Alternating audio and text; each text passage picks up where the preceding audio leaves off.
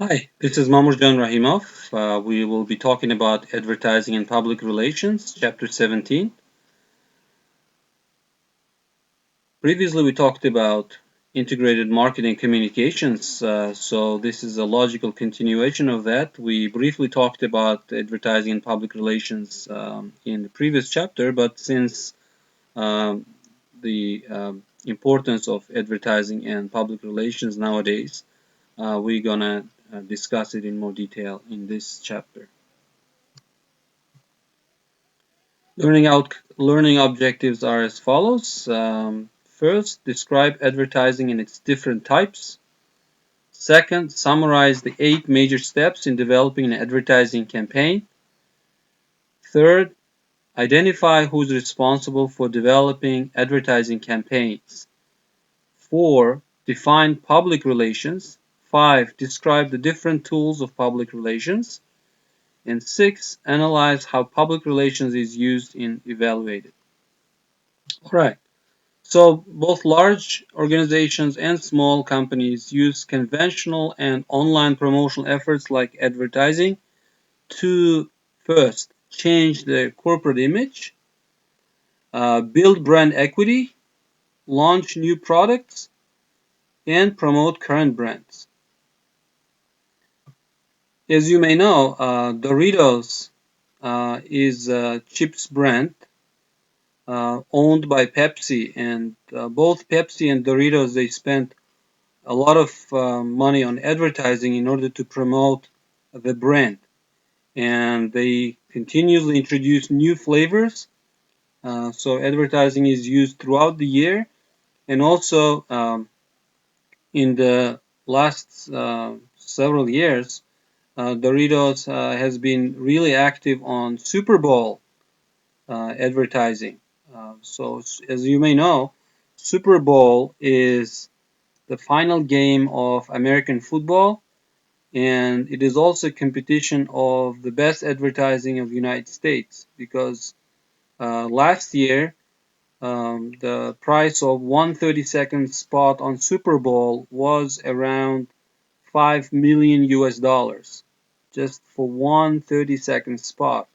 So I encourage you to explore YouTube by searching Super Bowl ads from different years. There are videos sorted according to industry, so you could actually search for top uh, Super Bowl ads of soft drinks, top Super Bowl ads of cars, top Super Bowl ads of anything, and from any year. So you might even search for the best Super Bowl ads from the year you were born. So it's a great library, really, to learn from the masters of advertising to influence people within 30 seconds.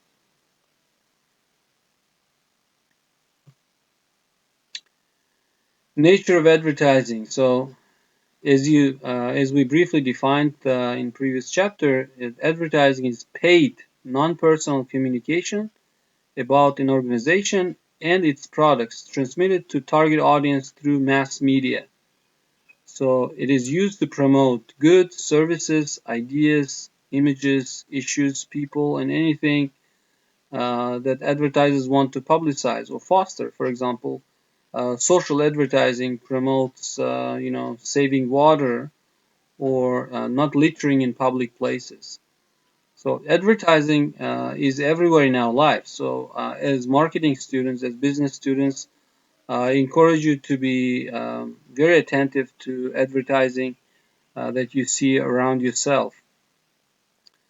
When you are given flyers in the streets, do not refuse. Pick them up at the gas stations. Take the flyers.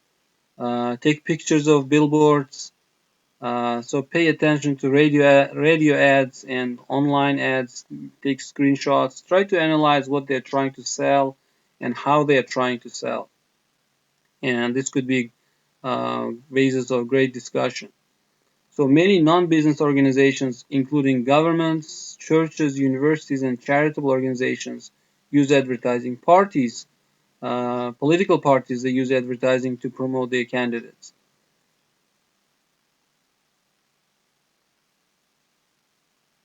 So we can divide advertising into institutional advertising, which promotes organizational images, ideas, and political issues, can be used to create or maintain organizational image, and may aim to create more favorable view of the organization in the eyes of non-customer groups.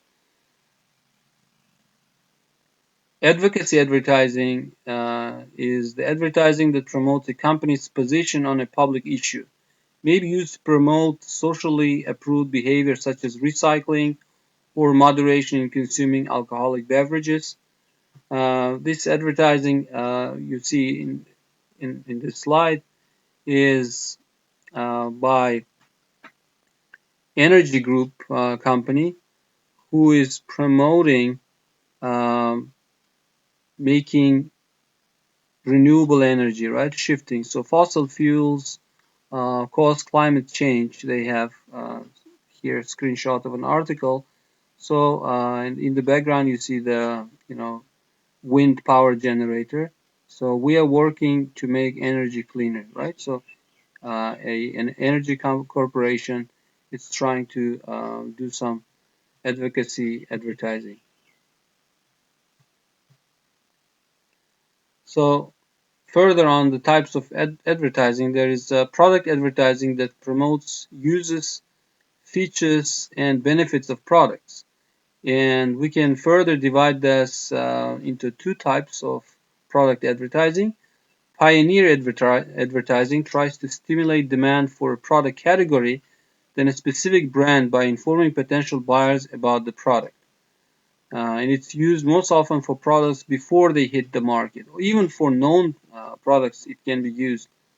I have an example about Milk Producers Association in the United States, which did just that. Uh, they this was a long running campaign um, promoting milk consumption overall. So there is no brand on these ads. It's just milk consumption is a generic product because milk producers association members, they contributed like 3 cents per carton of milk they produce for this advertising campaign. And this advertising campaign called Got Milk, they it ran on national TV and all types of media for more than 20 years, and it affected Americans' behavior to drink milk more often. So Americans, they drink milk right out of refrigerator in a big glass, or sometimes even from this plastic gallon milk, and 24/7 they drink milk. So it's this was one of the first thing that really shocked me when I first visited the United States. So again, on Google, on YouTube, please search for Got Milk advertising campaign, and you can see samples of advertising from all these years. This particular advertising here, uh, with a famous actor who's known as Rock, it was aired during uh, Super Bowl game, and they spent millions of dollars to promote milk consumption as a general. In contrast, competitive advertising tries to stimulate demand for a specific brand by promoting its features, uses, advantages relative to competing brands.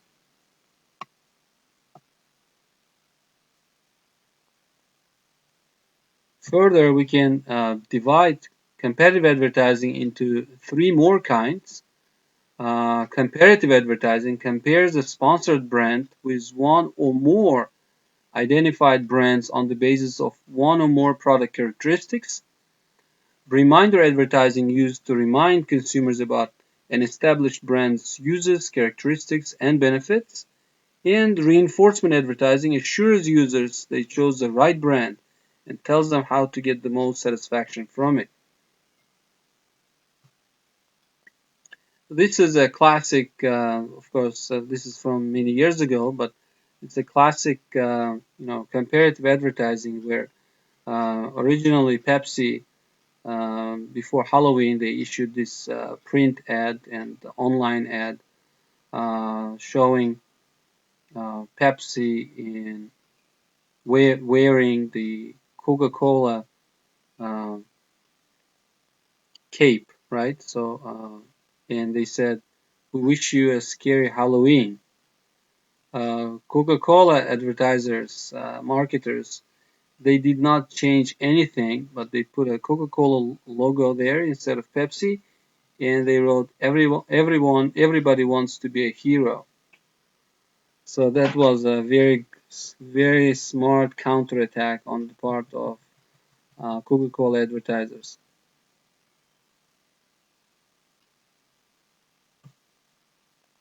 So next we're going to talk about the steps in developing an advertising campaign.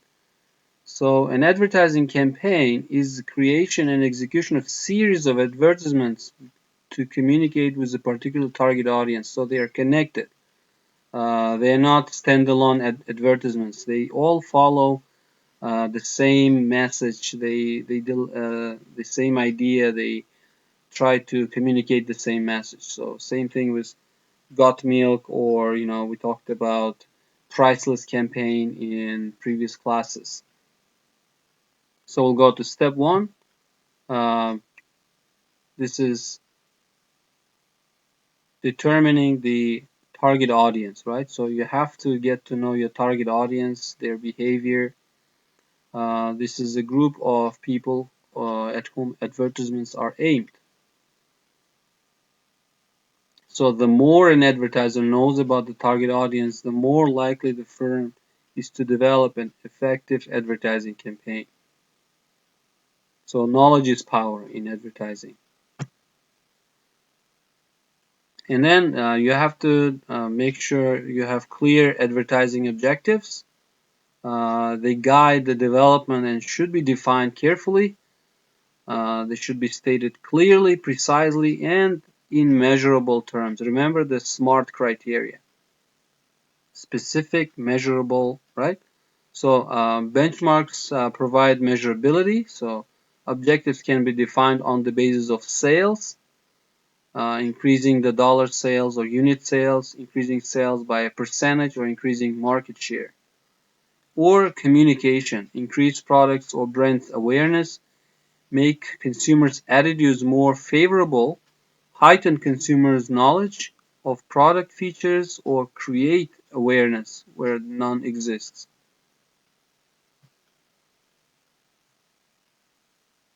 Okay, next step is advertising platform. Advertising platforms are basic issues or selling points to be included in advertising campaign, like Priceless campaign that we discussed earlier. So the platform should consist of issues important to customers. So a single advertisement in an advertising campaign may contain one or several issues from the platform.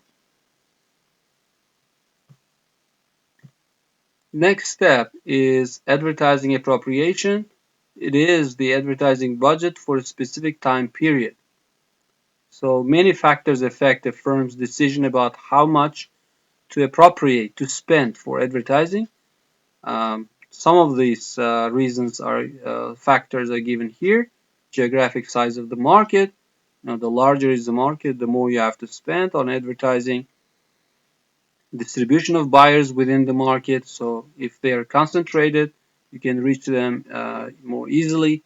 And the type of product, the firm's sales volumes relative competitors' sales volumes. And there could be more reasons than this. So business products have small appropriation relative to sales, while consumer convenience items have large appropriations budget relative to sales. So under advertising appropriation, we should look at how budgeting is done for advertising. So first is objective and task approach. Budgeting for an advertising campaign by first determining its objectives and then calculating the cost of all the tasks needed to attain them. For example, if the company wants to capture a large city's market within 6 months, let's say at least 20% of the market within 6 months, so they determine they have to be everywhere in the city. Every medium, almost every medium should be used, and large amount has to be spent in order to achieve such double-digit market share in a short period of time. Simpler form is percentage of sales approach, where a company determines how much to spend based on previous sales or planned sales. For example, they could say 5% of every month's sales will be spent for next month. But it could be also planned based on looking at sales plan for the next month. So you want to sell $100 million worth of goods, and certain percentage, 3, 5, 10% could be spent on advertising. This is also, in many industries, they have very specific already kind of common approaches to percentage. One more thing that which is related to this approach that I would like to mention, when I was working at Uzdeu company, joint venture between now bankrupt Deu Corporation and Uzbekistan government, Korean specialists, they advised our company to spend $100 per car, which is going to be produced and sold and planned to be sold in foreign markets. Mostly it was export project. $100 for marketing. So it's not just for advertising. So it includes new product development, market research, advertising, PR, and many other. But total, their advice for us was $100 per car. Unfortunately, Uzbek side did not spend even a fraction of that. Most of the advertising that you can see from those years, even nowadays, it's that advertising is not made at the corporate level. Uh, Local dealers in Russia mainly and other countries, they made this advertising uh, by taking money from their own profits. So there was no corporate advertising campaign all these years. And you know the outcome. We lost the Russian market. So competition matching approach is basically estimating how much your competitor is spending, or looking at 2, 3 competitors and estimating how much they're spending. How do you estimate? You estimate by counting how many times and in how many TV channels they're airing the advertising. So by putting some people and asking them to watch all the channels, and same thing with radio.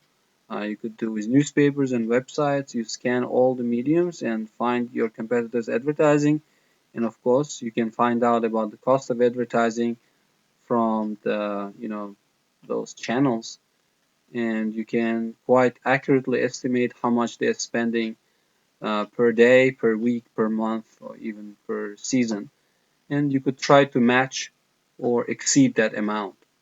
An arbitrary approach is like it's also called rule of thumb.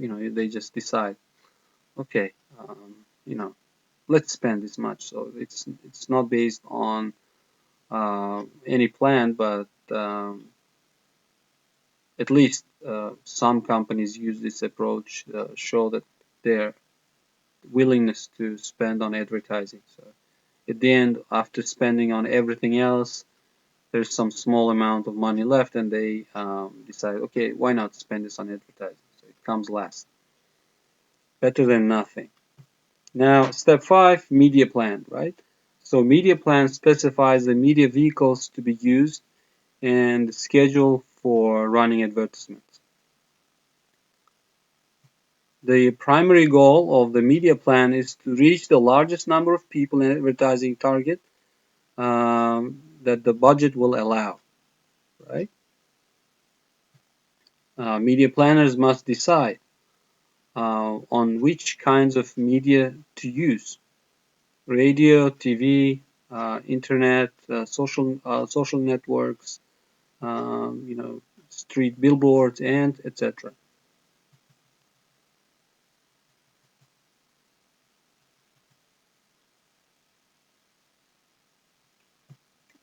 These tables summarize advantages and disadvantages of major media classes. This is the continuation of that. I would like to pause it here. When we come back, we're going to continue talking about the media plan. This is because this is where you're planning to allocate your money wisely.